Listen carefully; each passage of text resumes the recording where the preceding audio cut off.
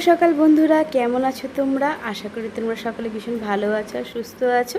আবার কিন্তু চলে এসেছি আরও একটা নতুন ব্লগ ভিডিও নিয়ে। আর দেখতেই পাচ্ছ মুষলধারে বৃষ্টি পড়ছে, তো ভাবলাম তোমাদেরকে একটু দেখিয়ে দিই বৃষ্টিটা। আর সত্যি বলতে কি এতটাই পরিমাণে গরম পড়েছিল, তো বৃষ্টিটা হওয়াতে না অনেকটাই শান্তি পেয়েছি। তো যাই হোক, বৃষ্টিটা কমলে কিন্তু অনেক কাজ আছে সংসারের। আর বৃষ্টিটা কিন্তু কমেও গেল। আর দেখো, ভেবেছিলাম যে বৃষ্টিটা অনেকটাই পড়বে, কিন্তু না, বৃষ্টিটা কমে গিয়ে দেখো পুরো মেঘলা হয়ে, মানে রোদ আর মেঘলা মেলানো আছে। আর কাপড় জামাগুলো সব ধোয়া হয়ে গেছিলো, তো মেলাটাই হচ্ছিলো না, যেহেতু প্রচুর পরিমাণে বৃষ্টি পড়ছিল। তো এখন কিন্তু দেখো ছাদে কিন্তু সমস্ত জামা কাপড় শুকোতে দেওয়া হয়ে গেছে। আর আকাশের অবস্থা দেখতেই পাচ্ছ, মানে মেঘে ঢাকা, মানে কখন যে বৃষ্টি হবে কেউ বলতে পারছে না আর কি। আর দেখো এত জোরে ঝড় বৃষ্টি হয়েছে না, ওই জন্য দেখো গাছের টপটাও পড়ে গেছে আমাদের।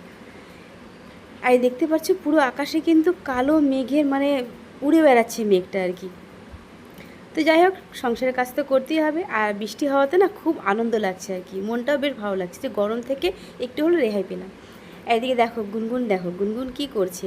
গুনগুন নাচছে। আর গুনগুনের কিন্তু সকালের খাওয়া বাকি আছে। দেখো সকালের খাওয়ার রেডি করে রেখেছি। এখানে সেদ্ধ ভাত নিয়ে নিয়েছিলাম, ও তো খুব ভালোবাসে গোবিন্দভোগের চালের সেদ্ধ ভাত খেতে। তো এখানে একটু মিষ্টি কুমড়া, মিষ্টি আলু দিয়ে সেদ্ধ ভাত করেছিলাম, আর একটা ডিম সেদ্ধ করেছিলাম। তো এটাই ওকে খাওয়াবো। তো খাওয়াতে এত বাহানা যে দেখো ও নাচা শুরু করে দিয়েছে, যাতে না খেতে হচ্ছে। তা দেখো ড্রেসিং টেবিলটা দেখতেই পারছো, অবস্থা কিন্তু খুব খারাপ। আর গুনগুন এখানে দাঁড়িয়ে দাঁড়িয়ে হাতের পুরো ছাপ করে দিয়েছে। তো এটাকে এখন আমি পরিষ্কার করবো। তা পরিষ্কার করার জন্য কী নেবো দেখতেই পারছো, এখানে একটা নিউজ পেপার নিয়ে নিয়েছি। আর নিউজ পেপারটা একটু জল দিয়ে ভিজিয়ে নিয়েছিলাম। তো ভেজানোর পরে না এটা দিয়েই কিন্তু আমি ঘষে এই ড্রেসিং টেবিলের আয়নাটাকে ভালো করে পরিষ্কার করে নেবো। আর সত্যি বলতে কি জানো তো, এটা কিন্তু বেশ ভালো চমৎকারই কাজ করে একটা।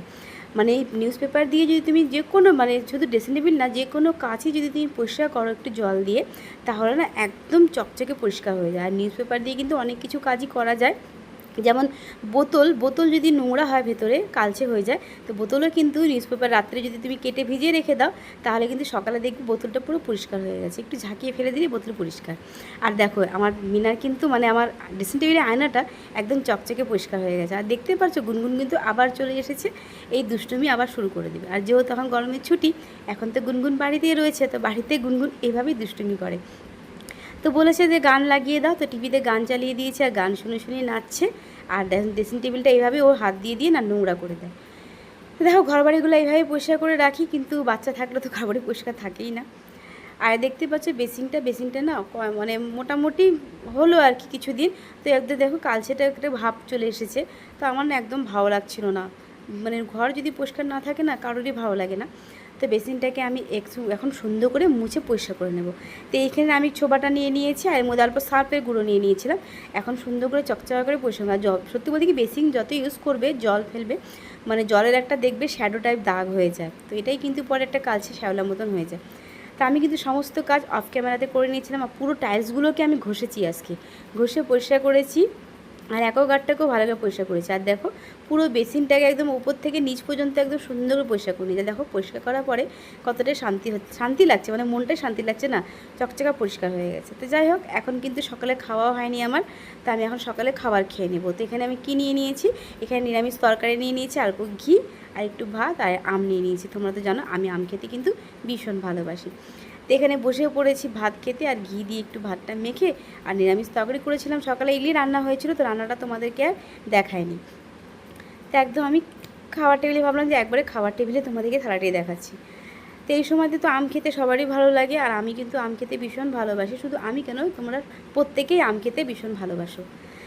তো আমটা এখন অল্প করে আম খেয়ে নিচ্ছি। আর আম খেতে খেতে ভাবছি যে কি কাজ করা যায়। এখন কিন্তু রান্নাবাড়িও করতে হবে, তো চলো একবার রান্নাঘরে গিয়েই কথা বলছি।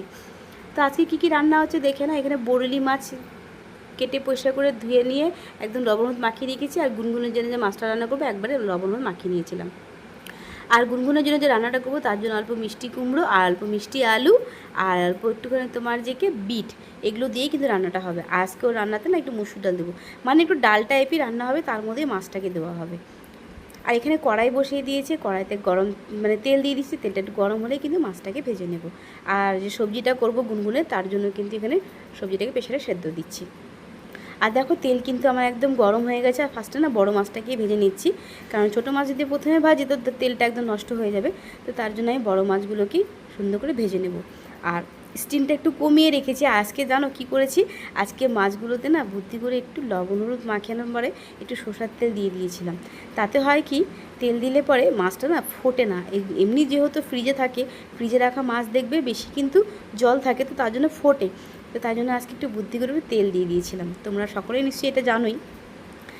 তো এখানে দেখো মাছটা একটু ভাজা হয়ে গেছে, মাছটা উঠিয়ে নিয়েছি। আর এদিকে ছোটো মাছটাও কিন্তু আমি বসিয়ে দিয়েছিলাম ভাজা। আর কি রান্না হবে দেখো, মাছটা যেভাবে রান্না হয়, বরলি মাছের ঝোল কীভাবে করা হবে তার জন্য কিন্তু এখানে আলু মানে মানে আলু দিয়ে, বেগুন দিয়ে, এখানে ধুন্দুল দিয়ে সমস্ত সবজি দিয়ে রান্না করা হবে, ডাঁটা দিয়ে। আর এখানে ঝিঙে রান্না মানে চিচিঙ্গা রান্না করা হবে, তার জন্য আরও পেঁয়াজ আর লঙ্কা কেটে রেখেছি। তো দেখো মাছটা কিন্তু মানে এই পিঠটা ভাজা হয়ে গেছে, তবে আমি দুটো পিঠ মানে উল্টে দিলাম পিঠটা। এটা ভাজা হয়ে গেলে কিন্তু মাছটাকেও আমি তুলে নেব। আর বরলি মাছ কিন্তু খেতে ভীষণ ভালো লাগে, আর সেন্টটা ভীষণ ভালো লাগে বরলি মাছের। আর এই যে গুনগুনে যে সেদ্ধ করলাম যে সবজিটা, ওটা কিন্তু হয়ে গেছে। আর বসিয়ে দিয়েছিলাম অফ ক্যামেরাতেই, কিন্তু রান্নাটা বসিয়ে দিয়েছিলাম, তোমাদেরকে আর দেখানো হয়নি। তো এই দেখো এভাবেই কিন্তু আমি করেছি রান্নাটা, এর মধ্যে মাছটাও দিয়ে দিয়েছি। তো গুনগুনকে কিন্তু আমি কোনো এখন মশলা খাওয়াই না, যেহেতু ডাক্তার বারণ করেছে ওকে কোনো রকম মশলা দিতে। তার জন্য ওকে হালকা পাতলা করে এইভাবেই কিন্তু রান্না করে খাওয়ায়। আর শুধু এই গুনগুন না, এই রান্নাটা কিন্তু বাচ্চারা না, সবাই বড়রাও খেতে পারে চাইলে। তো এখন দেখে নেব কতটুকু বাকি আছে রান্নাটা। আর দেখো দেখিনি এখন, আর পুরো ফুটছে এখন ঝোলটা। মানে এটা কিন্তু আরেকটু হলেই কিন্তু নামিয়ে নেব আর কি। তো একটু হলে পরে নামিয়ে নেব, তারপরে কিন্তু আমাদের রান্নাটাও বসিয়ে দেওয়া হবে। তো দেখো রান্নাটা কমপ্লিট। আর দিয়ে কিন্তু অফ ক্যামেরাতে আমাদের ঝোলটাও বসিয়ে দিয়েছিলাম। তো বৌরি মাছের ঝোল কিন্তু এভাবে খেতে ভীষণ ভালো লাগে।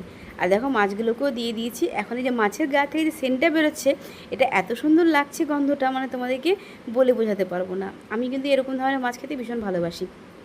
আর দেখো এদিকে গুনগুনকে স্নান করাবো, তার জন্য কিন্তু আমি জলটাও গরম বসিয়ে দিয়েছি। আর মাছটা নামানোর পরে না আমি চিচিঙ্গা ভাজাটাও বসিয়ে দিয়েছিলাম।